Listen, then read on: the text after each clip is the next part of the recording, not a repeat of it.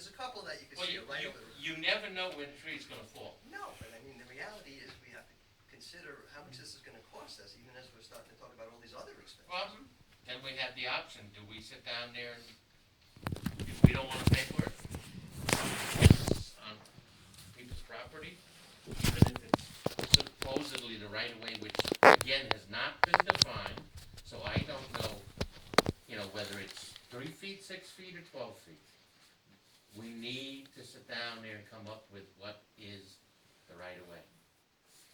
And if we don't do that, then there's no sense in even questioning. Well,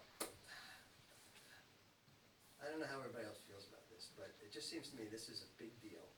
And we can start to parse it out, we can take a look at what is, prioritize, what are things that absolutely have to be done regardless of expense, and how much of this we can put off if it's in this zone that is ill-defined, and if it falls, it's gonna be in that zone, which is just other Well, trees. the next option is, we make the homeowners pay for it.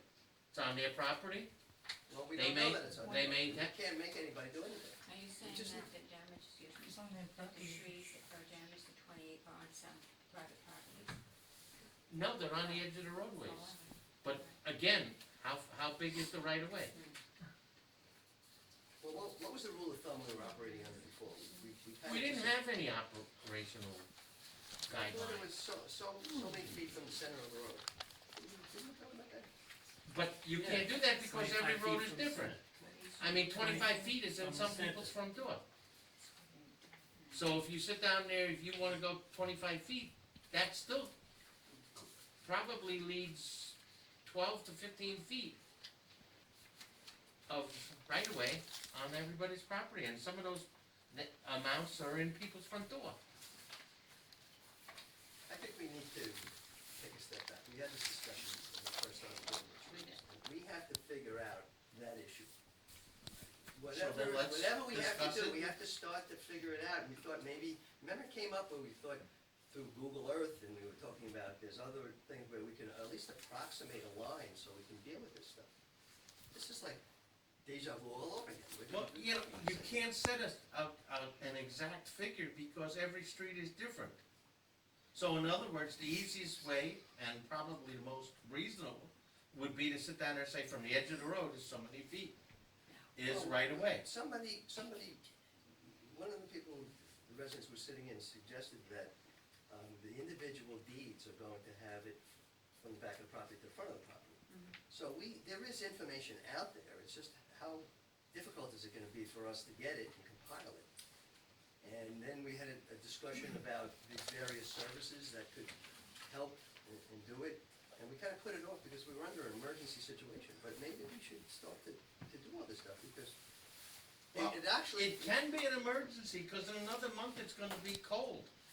And if you're out without power, I know you didn't have loss of power on Saturday, but for all the people that lost power from 3 o'clock in the morning till 11-ish, it was an emergency.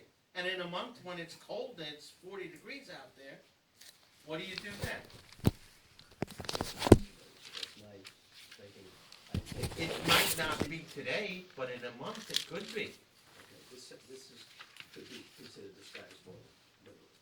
We need to start to figure out what is ours, what's private property, and then to start to deliberately take care of some of this stuff based upon what we can afford to do. We don't have prices, we don't have bids, we don't even know whose tree is whose, and, we're getting this, it needs to be done, it needs to be done, it needs to be done, and we're not gonna just rubber stamp that stuff. We have to figure out what we have to do and what's gonna cost us. I agree. We have trees in the park that are dead. We have to do that. It's not something that we can replace with those. We have to do that. Okay, well, and then maybe some of these trees that I'm talking about that really are hanging above something, it's hanging above the wires, which are gonna start a fire if they come down, the kind of. You gotta things that I was prioritize. talking about. So we need to prioritize it, and then we'll put it in there. But I do agree that once we get some sense of what we're doing, I think we can move on this pretty quickly, right? And We should be bid out. You can't do, well, the original job was bid out, so we're somewhat covered that we did the right thing to begin with, but you can't then creep ahead and come up to some other larger amount, without bidding it out by public notice, so. Plus, it's a way of competitively getting an accurate idea of what something's worth. I mean, put out these bids and. And we have to get an idea of what we're bidding out. We have to prioritize and see, do we wanna do the most dangerous That's all fine and ones good, but I first? don't see any one of you out there cleaning up all these trees that fall down in the middle of the street. I spent all day Sunday, from 8 o'clock in the morning until 7 o'clock at night.